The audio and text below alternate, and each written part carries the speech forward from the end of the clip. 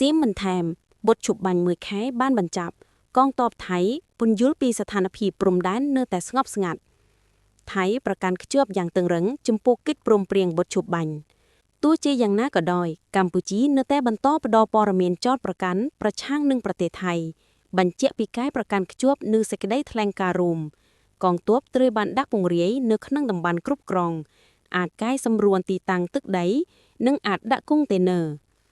ឧត្តមសេនីយ៍ឯកវិនថៃស៊ូវ៉ារីអ្នកនាំពាក្យកងទ័ពថៃបានថ្លែងអំពីស្ថានភាពតាមបណ្ដោយព្រំដែនថៃកម្ពុជាបន្ទាប់ពីកិច្ចព្រមព្រៀងបុតជប់បាញ់ដែលជាលទ្ធផលនៃសម័យប្រជុំពិសេសនៃគណៈកម្មាធិការព្រំដែនទូទៅ GBC រវាងថៃនិងកម្ពុជានៅថ្ងៃទី27ខែធ្នូឆ្នាំ2025លោកបានបញ្ជាក់ថាភាគីទាំងពីរបានអនុវត្តកិច្ចព្រមព្រៀងនេះអស់រយៈពេលជាង1ខែមកហើយសៀមមិនថែមទោះជាយ៉ាងណាក៏ដោយក្តីបារម្ភនៅតែមានតាក់ទងនឹងស្ថានភាពបច្ចុប្បន្នដោយសារភាគីកម្ពុជាបន្តយល់ច្រឡំអំពីស្ថានភាពហើយជារឿយៗបង្ហាញព័ត៌មានបំផ្លឹងពីសេចក្ដីអះអាងថាប្រទេសថៃបានកាន់កាប់ទឹកដីកម្ពុជាជាច្រើននេះរួមមានទាំងការប្រើប្រាស់កុងតេន័រដើម្បីបិទផ្លូវដែលប៉ះពាល់ដល់ការវិលត្រឡប់របស់ពលរដ្ឋកម្ពុជានេះជាការចោទប្រកាន់តែមួយខាងផ្ដោតតែលើស្ថានភាពភ្លាមៗនិងមិនបានពន្យល់ស្ថានភាពឲ្យបានពេញលេញនោះទេសៀមบอกថាវាមិនបានលើកឡើងអំពីអាកប្បកិរិយាមិនសមរម្យពីមុនរបស់កម្ពុជាដែលពួកគេបានគាំទ្រទាហាននិងជនស៊ីវិលកម្ពុជាជាប់លាប់នៅក្នុងការឈ្លានពានទឹកដីអធិបតេយ្យភាពថៃតាមបណ្ដោយព្រំដែននេះជាបញ្ហាយូរអង្វែងដែលប្រទេសថៃមិនយល់ស្របនាំឲ្យមានការចរចាការពិភាក្សា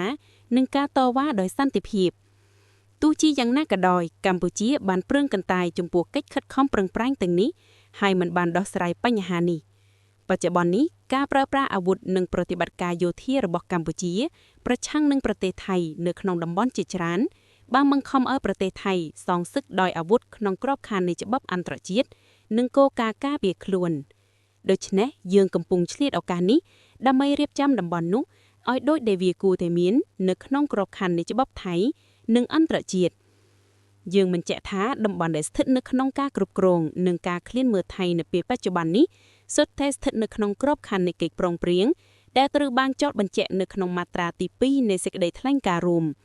ដូច្នេះសកម្មភាពដែលបានធ្វើឡើងដើម្បីកែលម្អតំបន់ដើម្បីសន្តិសុខថៃនៅក្នុងរយៈពេលនេះគឺអាចអនុម័តបាននិងមិនរំលោភកិច្ចព្រមព្រៀងណាមួយ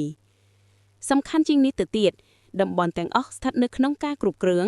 និងការឃ្លានមើលថៃនៅពេលបច្ចុប្បន្ននេះពីមុនគឺជាមូលដ្ឋានយោធាដែលកម្ពុជាប្រើប្រាស់ដើម្បីវាយប្រហារនិងគំរាមកំហែងកងទ័ពថៃនិងជនស៊ីវិលថៃដែលប៉ះពាល់ដល់ថៃ